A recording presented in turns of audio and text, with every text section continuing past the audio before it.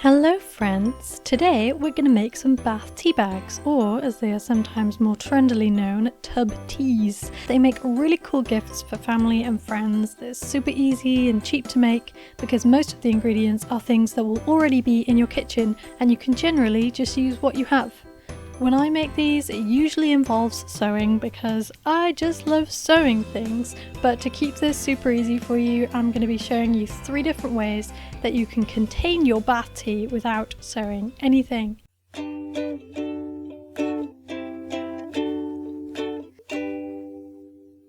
So firstly, we need to decide what we want in our tea mix, and there are tons of recipes online for this that tell you all the awesome things you can put in your bath and what they will do for your skin. So I explored my kitchen and I found the ingredients that I'm going to be using for my first bath tea mix. Firstly, I've got some actual tea. Green tea apparently has anti-aging properties for skin, so I'm using a jasmine green tea for the beautiful floral scent that comes along with that. I'm also going to be putting in some cinnamon and ginger for anti-inflammation to help relax your muscles. Again, they smell amazing as a bonus. Then I'm also going to put some salt in there too, as that is an anti-inflammatory. So mix all your ingredients together in a bowl. For the green tea, I decided on 4 tea bags in the end. Sorry about the nail polish, by the way, that is shoddy. Ew. Next, I'm adding in the salt. You could definitely use small grain salt for this, I just used the bigger crystals just to add a bit of variation in the texture. Next in went the spices, a couple of spoons of ginger and around the same amount of cinnamon. Then you want to mix up the tea so that it's all mixed up. Yep, here's what it looks like, and it smells absolutely amazing. So 3 ways you can present your tea. Number 1 is to use some of these. They're little bags that you get jewellery in, so if you ever get given a piece of jewellery in one of these, then keep the bag because you can use it as a bath tea bag. The more tea you can put into these little bags, the better, so be a lot more generous than I'm being right here. This is just a demonstration.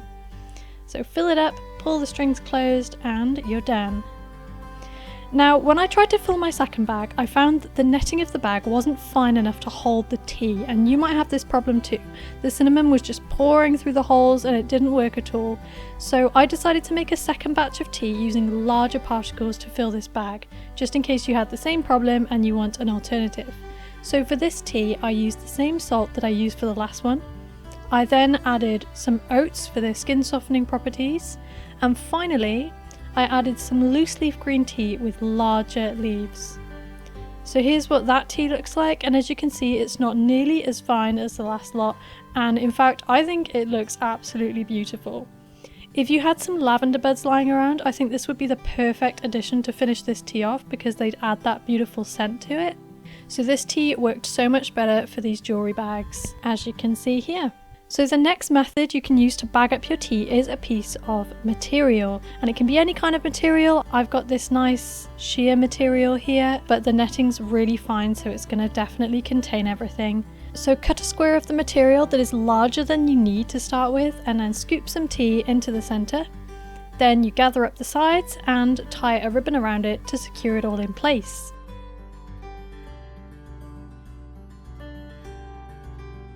Sarah, you are really not making this look easy. It's not that hard, I promise. Then you can go ahead and cut the ends of the ribbon and also trim down the material to the size that you like. If you don't have any ribbon lying around, then you can trim a thin section of the material you're using or another material in a contrasting colour and tie that around instead. And with that, you are done. The third method to contain bath tea is to go loose leaf. The cool thing about this option is that you can layer up the ingredients and they look pretty interesting and quite professional. The downside is that this whole method is pretty impractical. The person you're giving it to would have to mix up the ingredients anyway and potentially bag it themselves or just let it float around their bath if they so desire. But it's still an option. If you have a spare bottle or jar lying around, then it does end up looking pretty cool. So all that's left is to add a label to your bath tea, and there are several ways that you can do this. Handwriting them is a really nice personal touch, but if you don't like your handwriting, you can also print them out if you prefer to do that. You could put the name of your tea on the front and include a list of ingredients on the back. And that is all there is to it. Tub tea 3 ways, a cheap and easy gift for any occasion. Now all there's left to do is run a nice hot bath.